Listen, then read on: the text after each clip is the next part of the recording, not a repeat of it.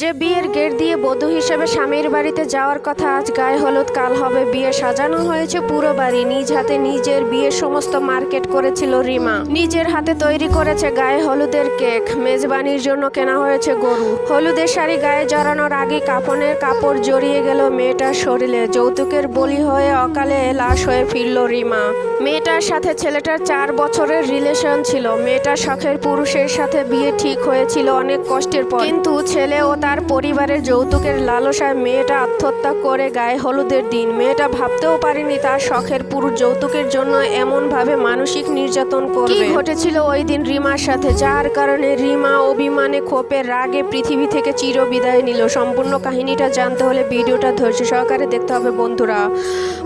ঘটনাটা ঘটে 27শে জুন চট্টগ্রামে। মৃত রিমার পরিবার জানায়, একই এলাকার ছেলে খোরশেদুর রহমান মিজানের সঙ্গে শুক্রবার 28শে জুন বিয়ে হওয়ার কথা ছিল রিমা আক্তারের। খোরশেদুর রহমান ইসলামী ব্যাংকের নারায়ণগঞ্জ শাখার ক্যাশ অফিসার হিসেবে চাকরি করে। মেয়ের পরিবার থেকে কিছুদিন আগে 500 জন বরযাত্রী খাওয়ানো বাবদ 2 লাখ টাকা নেয় খোরশেদুরের পরিবার। তবে বিয়ের আগের দিন বলেছে ফার্নিচার না দিলে বিয়ে করতে আসবে না ছেলে।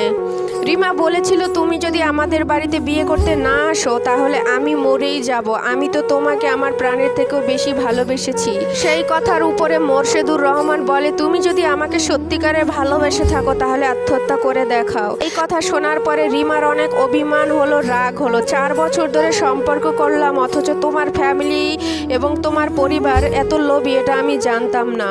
তোমরা বিয়ের আগে আমাকে বলেছো কোনো কিছু দিতে হবে না, এখন আবার নতুন করে নাটক সাজিয়েছো। ঘর সাজানোর সমস্ত সামগ্রী চাইতেছো, সুকেস, ফার্নিচার, এত সামগ্রী কেনার তো একটু প্রস্তুতি থাকে মানুষের। আমাদের তো একটু সময় দেবা। আমরা একটু সময় চেয়েছি, সেই সময়টুকু চাওয়ার জন্য তুমি আমাকে এইভাবে অকথ্য ভাষায় গালাগালি করলে। আমরা তো না করিনি, আমরা তো সবই তোমাকে দিতাম, কিন্তু সেই সময়টুকু তুমি আমাকে দিলে না। এত লোভী তুমি জানলে আমি কখনোই তোমার সাথে বিয়ের সম্পর্কে জড়াতাম না। তখন রিমার বড় বোন রিমার সাথেই ছিল, যখন হুবু বউয়ের সাথে রিমা ভিডিও কলে ঝগড়া করতেছিল।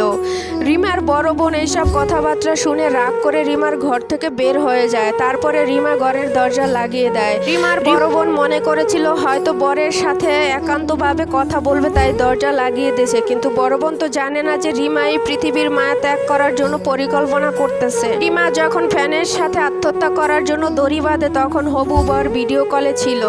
সে ইচ্ছা করলে রিমাকে বাঁচাতে পারত, তার ফ্যামিলির কাছে ফোন দিতে পারত রিমার ফোনটা কেটে, কিন্তু সেটা সে করেনি। পরবর্তীতে রিমার বোন কোনো সারা শব্দ না পেয়ে রিমার বড় বোন দেখলো দরজা জানালা সব আটকানো। তাদের মনে সন্দেহ হলো। ফ্যামিলির সবাই অনেক ডাকাডাকি করলো, তখন তাদের ডাকে সাড়া দিচ্ছে না। তখন দরজা ভেঙে ভিতরে প্রবেশ করে দেখে যে ঝুলন্ত অবস্থায় রিমার মরদেহ। যে মানুষটাকে ভালোবেসেছিল অন্ধের মতন, যেই মানুষটার জন্য পুরো ফ্যামিলির সাথে লড়াই করেছিল রিমা, মানুষটাকে আপন করে পাবার জন্য, মানুষটার জন্য পৃথিবী থেকে চিরবিদায় নিল রিমা। রিমা মৃত্যুর আগে একটা চিরকুট লিখে যায় তার স্বামীর উদ্দেশ্যে। সেখানে লেখা ছিল, প্রিয় শখের পুরুষ, তুমি করো তোমার বিয়ে। অনেক ভালোবেসেছো এবং অতিরিক্ত যন্ত্রণাও দিয়েছো তুমি আমাকে। আমি আর পারছি না এত যন্ত্রণা নিতে।